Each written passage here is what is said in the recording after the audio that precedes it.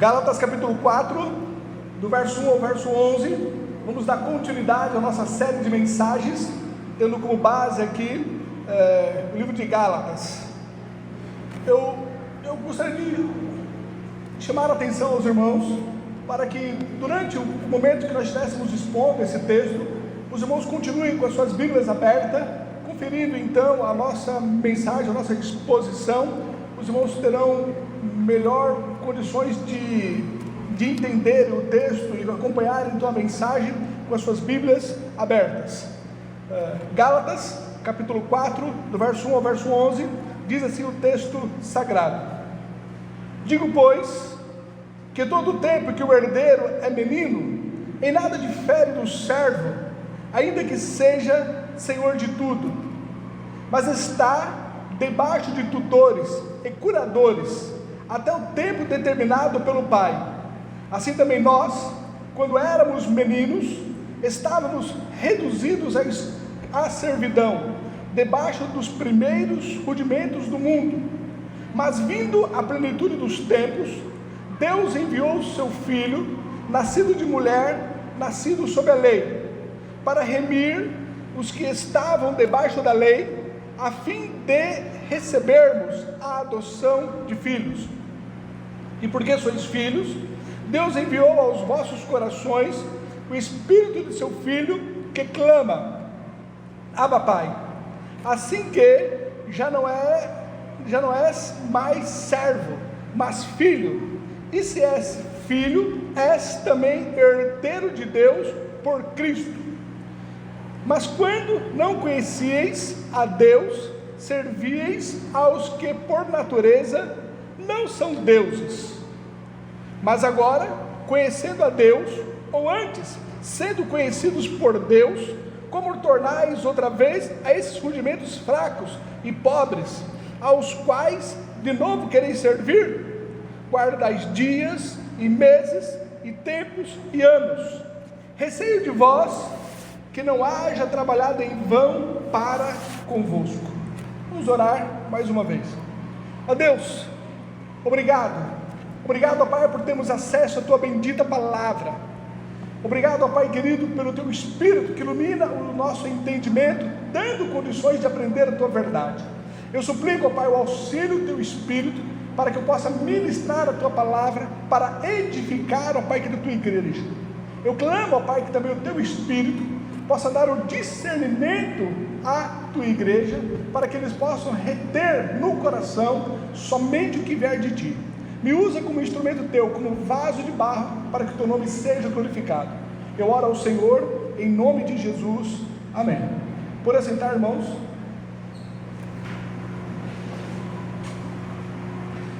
Essa carta aos Gálatas, ela foi escrita por volta do ano 48 ou 49 antes de Cristo. O motivo que Paulo escreveu essa carta foi em virtude de falsos mestres terem se introduzido lá na igreja e estava confrontando tanto o apostolado de Paulo como também os seus ensinos. Eles diziam que a mensagem que Paulo falava, o evangelho que ele levou ali aos Gálatas, não era suficiente para trazer salvação a eles, mas eles precisavam, junto com a fé em Jesus Cristo, eles também precisavam estar guardando a lei e também virem a se circuncidarem. Nós vemos isso em Atos capítulo 15, o verso 1 e o verso 5, que diz: Então alguns que tinham descido da Judéia ensinavam assim os irmãos: se não vos circuncidardes, conforme o uso de Moisés, não podeis salvar-vos. Alguns, porém, da seita dos fariseus, que tinham crido, se levantaram, dizendo que era mister circuncidá-los e mandar-lhes que guardassem a lei de Moisés. Eles estavam então afrontando esse evangelho, mostrando que não era suficiente a graça no Senhor Jesus Cristo, aliás, a graça vindo de Deus e a fé no Senhor Jesus Cristo. Outras questões que eles também confrontavam era o apostolado de Paulo. Eles diziam que Paulo não fazia parte dos 12, que ele não era um verdadeiro apóstolo, que ele não havia sido nomeado por uma igreja, por uma junta de pastores ou pelos outros apóstolos, mas que ele havia se auto-nomeado. O propósito então de Paulo, ao escrever essa carta, era confrontar então esses falsos apóstolos. Ele faz isso durante toda essa carta. Logo no início, no capítulo 1, no verso 1, ele mostra então que ele era um verdadeiro apóstolo, mas o apostolado dele não foi por ordem de homem algum, mas o próprio Deus, o próprio Senhor Jesus Cristo o nomeou como apóstolo, que ele era um apóstolo segundo a vontade de Deus. Olha o capítulo 1, verso 1, ele diz: Paulo, apóstolo, não da parte dos homens, nem por homem algum, mas por Jesus Cristo e por Deus Pai, que o ressuscitou dentre os mortos. E logo no capítulo 1, capítulo 2, capítulo 3, ele vem então discorrendo, mostrando acerca do Evangelho, que esse Evangelho no qual ele estava pregando, era o mesmo que Pedro pregava, era o mesmo que outros pregavam, e que esse Evangelho no qual ele recebeu do próprio Senhor Jesus Cristo, revelação vida então do próprio Senhor que havia dado a ele. Ele mostra a necessidade da fé em Cristo que nos justifica. Ele coloca isso no texto anteriores. Ele mostra acerca da promessa que havia sido dado para Abraão, e nós somos então a descendência espiritual de Abraão, e também recebemos essa promessa. E ele mostra que a salvação vem através da promessa que foi dada a Abraão, foi confirmada ali por Moisés, e ela cumpriu-se em Jesus Cristo. No contexto anterior, na mensagem que nós pregamos domingo passado, Paulo, ele aqui do verso 23 até o verso 29 do capítulo 3, nós vimos aqui que Paulo ele mostrou a condição do homem debaixo da lei.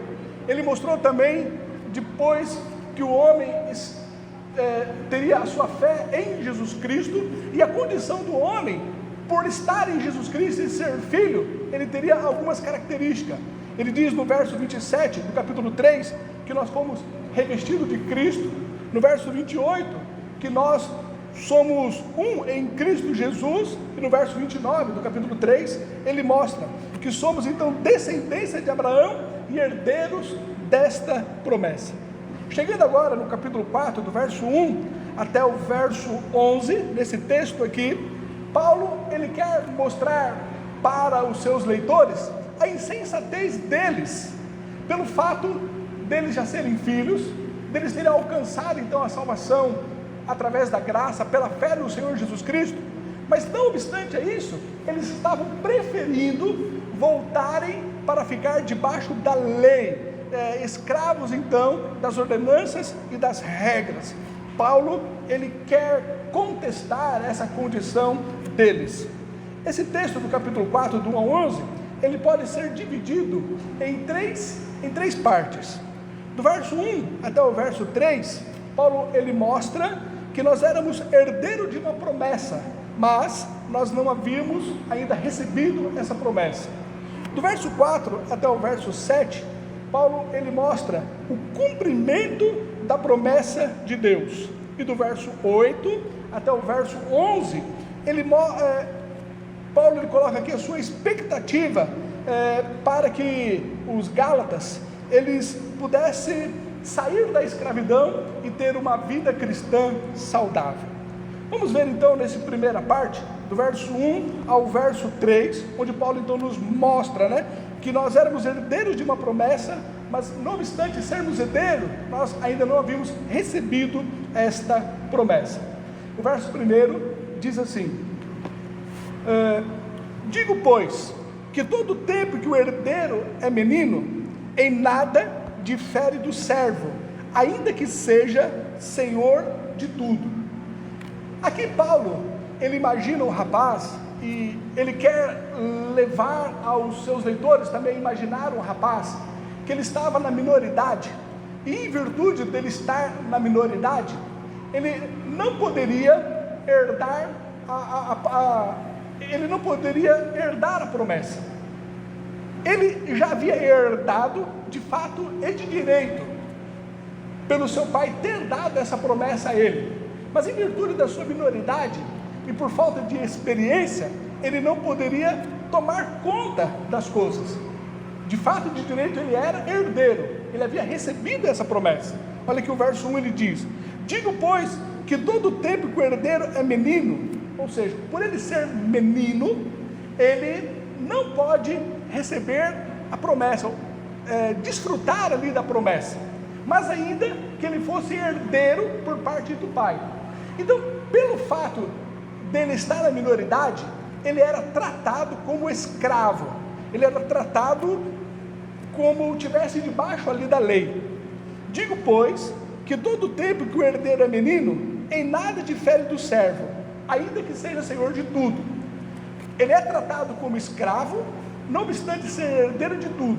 Por causa da sua minoridade, ele não pode de fato desfrutar de toda a sua promessa que ele havia recebido. No verso 2, ele diz: mas está debaixo de tutores e curadores, até o tempo determinado pelo pai.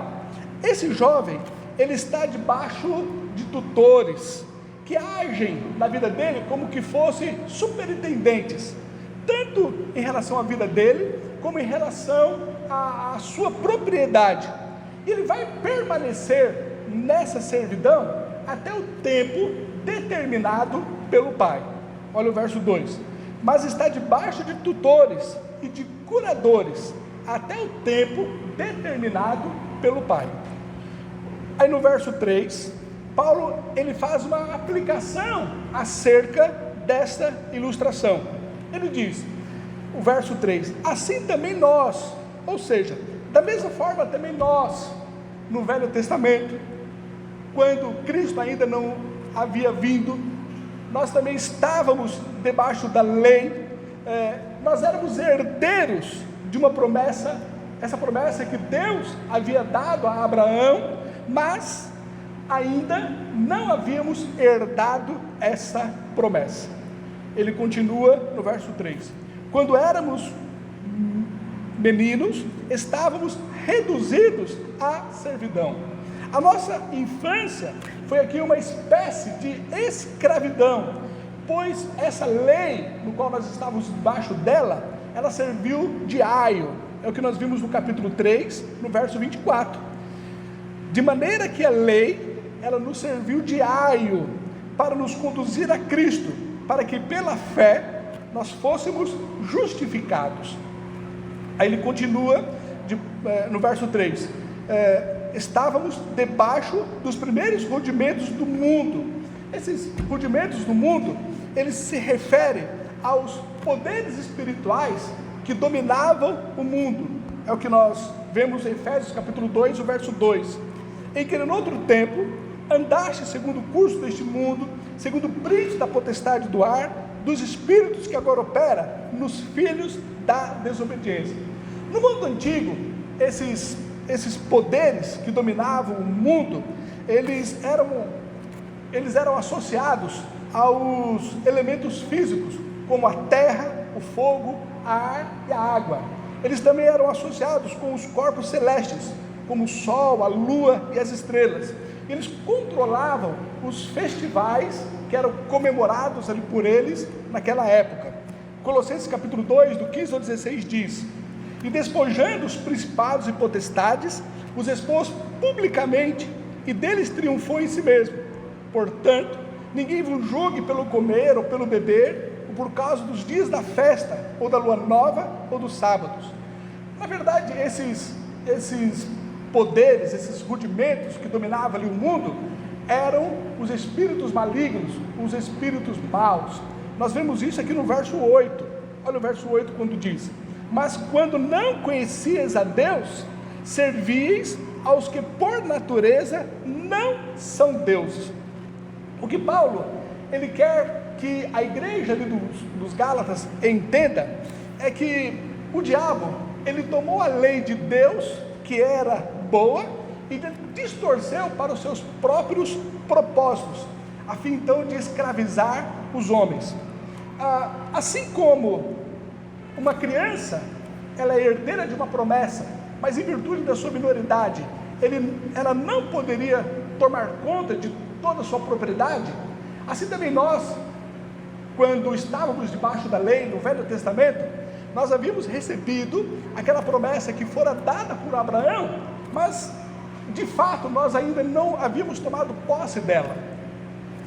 Era como que Satanás, ele pegou essa lei que era boa de Deus, e ela distorceu, e assim como Paulo ele deu esse exemplo no verso 1, que o tutor é que tomava conta então desses rapazes, assim também Satanás, ele usou a lei e fez com que nós estivéssemos debaixo desses tutores, debaixo desse aio, debaixo da lei, distorcendo então, para que elas se tornassem rígidas sobre as nossas vidas. Propósito esse que Deus ele nunca intentou para nós. Para nós entendermos, olha aqui o contraste entre Deus e o diabo.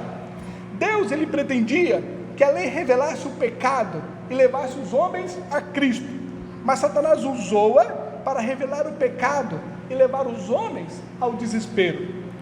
Deus pretendia que a lei fosse um passo intermediário para a nossa justificação. Satanás usou-a como um passo final para a nossa condenação. É isso o que Paulo ele fala aqui, do verso 1 até o verso 3. No verso 4 agora, o segundo bloco então dessa mensagem, nós vemos aqui o cumprimento da promessa de Deus, do verso 4 até o verso 7. O verso 4 ele diz: mas vindo a plenitude dos tempos. Essa plenitude dos tempos foi o tempo estabelecido por Deus para que nós pudéssemos desfrutar da maioridade. Nós ficamos então livres desses tutores e pudéssemos então herdar a promessa de Deus. Vindo então a plenitude dos tempos, momento esse no qual nós herdamos a promessa de Deus, momento esse que nós já não estamos mais debaixo de tutores, momento esse que nós já não estamos mais debaixo da lei, momento esse que aprove a Deus fazer com que cumprisse a sua promessa sobre nós. Marcos capítulo 1 verso 15 diz: e dizendo, o tempo está cumprido e o reino de Deus está próximo, arrependei-vos e crede no Evangelho. Então verso 4, mas vindo a plenitude dos tempos, Deus enviou o seu Filho, nascido de mulher. Deus enviou o seu Filho para realizar a nossa redenção, o qual ele era perfeitamente qualificado para isso. Ele diz aqui que Deus enviou o seu Filho. Como Filho de Deus, mostra então a sua divindade, e nascido da mulher, mostra então a sua humanidade. Portanto, Jesus Cristo ele era 100% Deus e 100% homem, um único Deus homem. 1 Timóteo capítulo 2, o verso 5 diz: porque há um só Deus e um só mediador entre Deus e os homens, Jesus Cristo, homem. O verso 4 ele continua: nascido sob a lei, isto é, sujeito à lei judaica, pois a sua mãe era judia e de uma nação judia. Jesus, durante toda a sua vida, ele se submeteu aos mandamentos bíblicos, aos mandamentos de Moisés, às leis, e não obstante ele submeter toda ela, ele não pecou, ele não desobedeceu a nada, mas ele cumpriu toda a lei. João capítulo 8 verso 46 diz: quem dentre vós me convence de pecado? E se vos digo a verdade, porque não credes? Portanto, a divindade de Jesus, a humanidade de Jesus e a justiça de Jesus fez com que ele tornasse o Redentor perfeito para nós. John Stott ele diz: se ele não fosse homem, não poderia ter remido os homens. Se não fosse justo, não poderia ter remido os injustos. E se não fosse o Filho de Deus, não poderia ter remido as pessoas para Deus, tornando-as filhas de Deus. Então o verso 4 ele diz: mas vindo a plenitude dos tempos, o tempo no qual foi estabelecido por Deus para o cumprimento da promessa, Deus enviou o seu Filho nascido de mulher, sendo então Jesus Cristo 100% homem e 100% Deus. Ele foi perfeitamente o remidor para nos resgatar, nascido sobre a lei, nasceu debaixo da lei e cumpriu a lei sem pecar, podendo então, através da sua divindade, através da sua humanidade e da sua justiça, ser o Redentor perfeito para nós. Aqui no verso 5, Paulo ele diz: para remir os que estavam debaixo da lei, a fim de recebermos a adoção de filhos. É interessante nós olharmos aqui no verso 5, que o envio de Deus, ele foi duplo, né? Foi duplo, tanto para remir, como para adotar. Olha aqui o verso 5, para remir o que estavam debaixo da lei, a fim de recebermos a adoção. Então o propósito de Deus, ele foi duplo para conosco, tanto objetivando a nossa redenção, como também a nossa adoção. Deus tanto nos redimiu da nossa escravidão, como também nos transformou de escravos em filho. E Paulo, ele já havia mostrado como foi que Deus ele fez isso. Lá em Gálatas capítulo 1, verso 4, ele diz: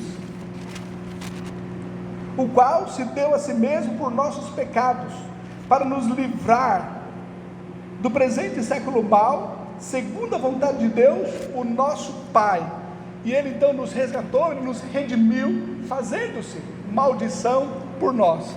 Gálatas capítulo 3, o verso 13 diz: Cristo nos resgatou da maldição da lei, fazendo-se por nós, porque está escrito: maldito todo aquele que for pendurado no madeiro. Verso 5, então, para remir os que estavam debaixo da lei, a fim de recebermos a adoção de filho. Ao enviar a Jesus Cristo, ele nos redimiu, mas também ele nos adotou como filhos. O verso 6, porque sois filhos, Deus enviou aos vossos corações o Espírito de seu Filho. Os verbos traduzidos aqui por enviou, tanto no verso 4, como também no verso 6, eles são os mesmos verbos, e eles também estão no mesmo tempo. Nós vemos aqui que houve um duplo envio por parte de Deus, onde demonstra que a Trindade, ela estava envolvida aqui na nossa redenção. O verso 4 ele diz: Deus enviou o seu Filho, e no verso 6 ele diz: Deus enviou aos vossos corações o Espírito de seu Filho. O propósito de Deus, ao enviar a Jesus Cristo, foi para garantir a nossa filiação. Foi para que, através de Jesus Cristo, nós nos tornássemos filhos de Deus. E o propósito de Deus, ao enviar o seu Espírito, é para confirmar a nossa filiação. Era para fazer com que essa experiência nossa, de hoje não sermos mais escravos, mas hoje sermos filhos de Deus, ela fosse confirmada pelo Espírito Santo. É muito importante nós entendermos isso, porque a confirmação com que faz com que nós sejamos filhos de Deus, não é por uma experiência externa, não é em virtude de algum sinal, não é por causa de algum dom miraculoso, não é por causa de uma experiência nova que nós podemos ter. A maneira pelo qual Deus, ele nos garante, confirma que verdadeiramente nós somos filhos de Deus, é pelo Espírito Santo, ele testemunhar em nossos corações, testificando interiormente em nossas vidas, que nós somos filhos de Deus. Olha aqui o verso 6, porque sois filhos, Deus enviou aos vossos corações o Espírito de seu Filho, que clama Abba Pai, que clama Abba Pai.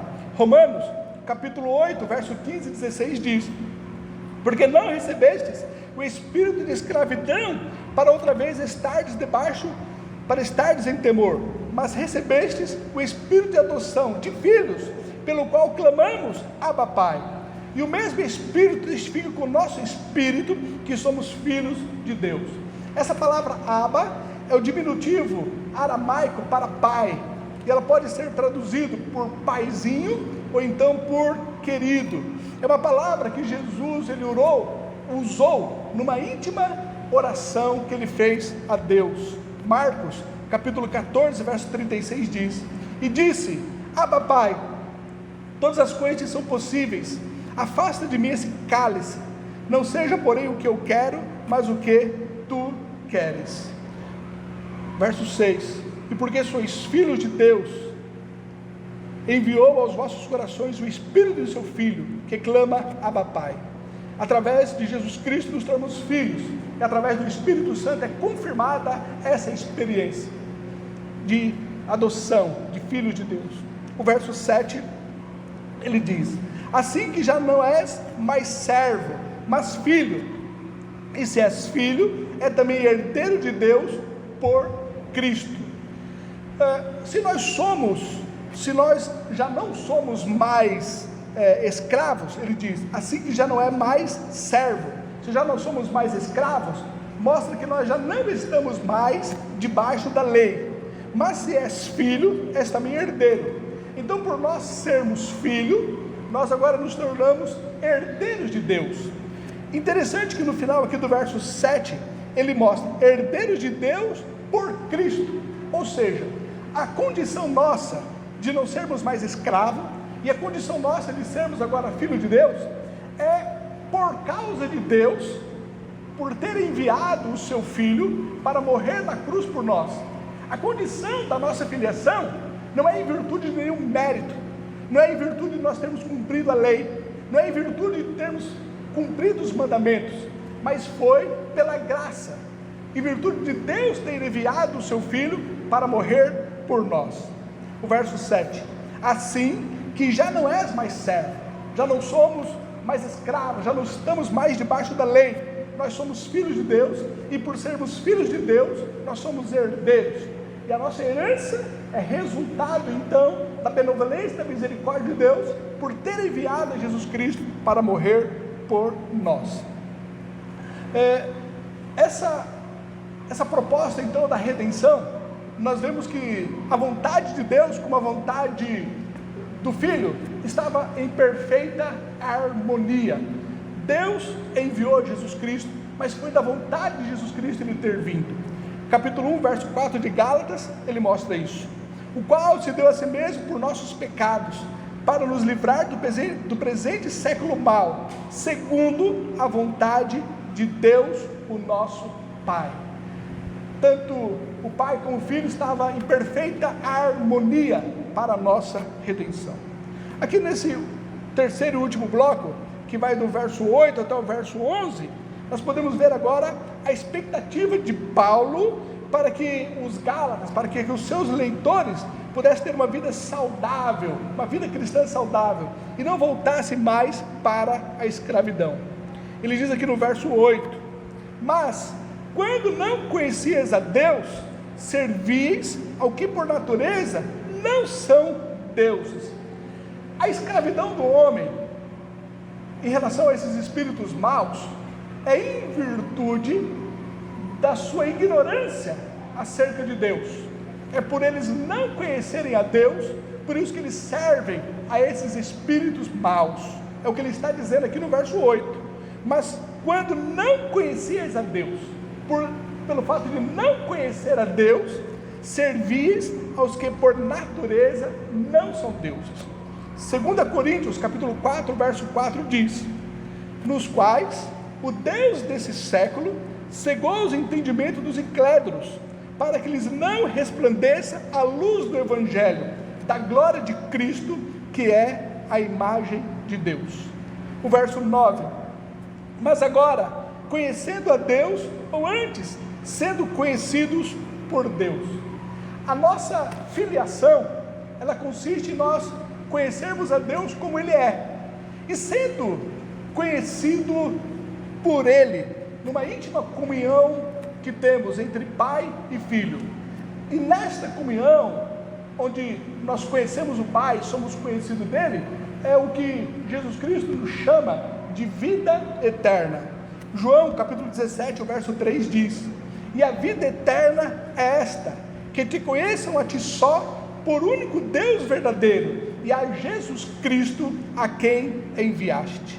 É o que diz aqui o verso 8. Mas quando não conhecias a Deus, servias aos que por natureza não são deuses, mas agora, conhecendo a Deus, ou antes, sendo conhecido por Deus, ele continua: como tornais outra vez a esses rudimentos fracos e pobres, aos quais de novo quereis servir? Rudimentos fracos e pobres, eles são fracos porque a lei, ela não tem força para nos redimir. Eles são pobres porque não tem riqueza para nos poder abençoar. Parafraseando aqui esse verso 9, o que Paulo ele está fazendo é uma pergunta retórica, é uma pergunta no qual ele está questionando a condição deles, no qual eles querem estar debaixo da lei, debaixo da servidão, não obstante já ter sido proclamado para eles o evangelho da graça pela fé através de Jesus Cristo. Paulo ele faz uma pergunta retórica, uma pergunta reflexiva. Parafraseando, a pergunta que Paulo está fazendo é o seguinte: se vocês eram escravos e agora são filhos, se não conheciam a Deus, mas agora o conhecem e são conhecidos dele, como pode retornar à antiga escravidão? Como pode deixar-se escravizar por esses rudimentos fracos e pobres, pelos quais Jesus Cristo os resgatou? Paulo está questionando essa condição dele. Eram filhos, através da fé, por misericórdia, pela graça divina, e eles estavam então debaixo da benevolência de Deus, mas introduziram no meio deles falsos mestres, e estavam mudando, transtornando a visão deles, e fazendo com que eles retornassem à escravidão, para que eles guardassem a lei, para que eles viessem a circuncidar. Paulo então está confrontando o ensinamento desses falsos mestres, e mostrando que tão insensatez era a condição deles.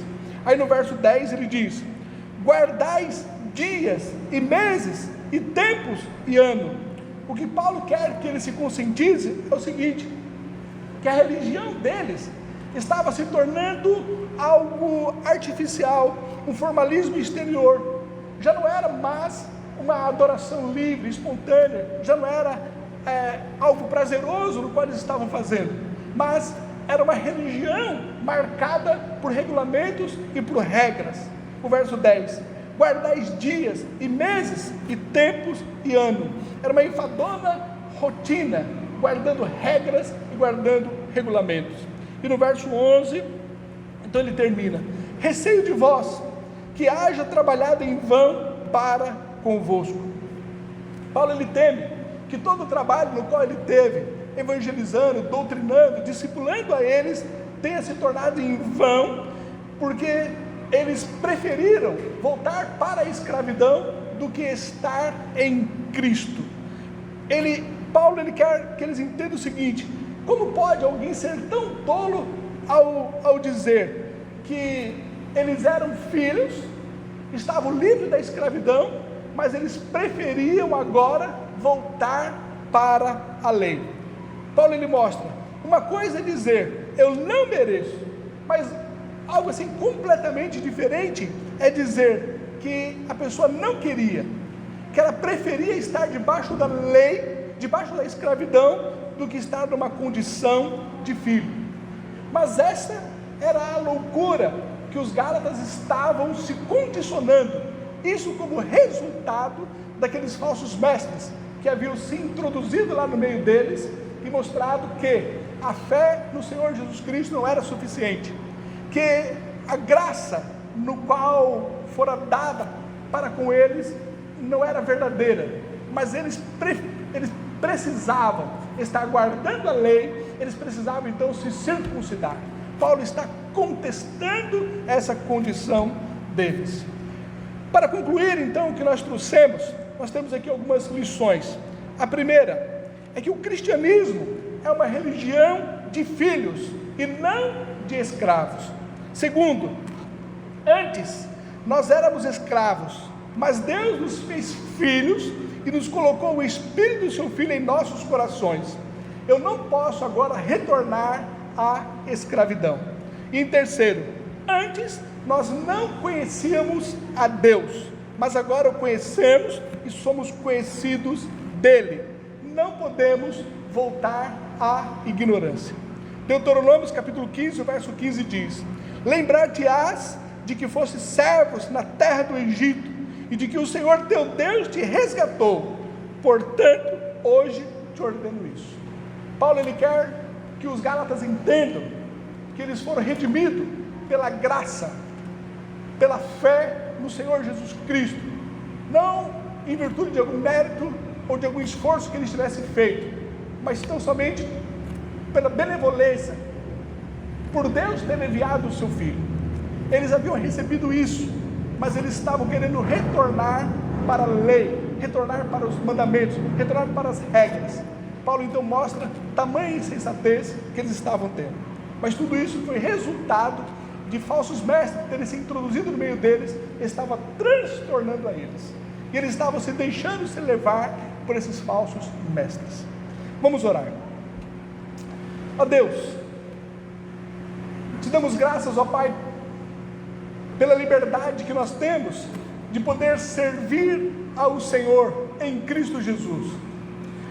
Obrigado, ó Pai, porque aprove o Senhor revelar-se a nós o Teu Filho, e através do Teu Filho nós somos salvos unicamente pela fé, não por algum mérito, não por alguma regra, não por algum mandamento que nós venhamos cumprir, mas tão somente pela graça, pela benevolência, por olharmos para a cruz, pela justiça de Jesus Cristo, o Deus homem, que veio na plenitude dos tempos para nos redimir, nos resgatar.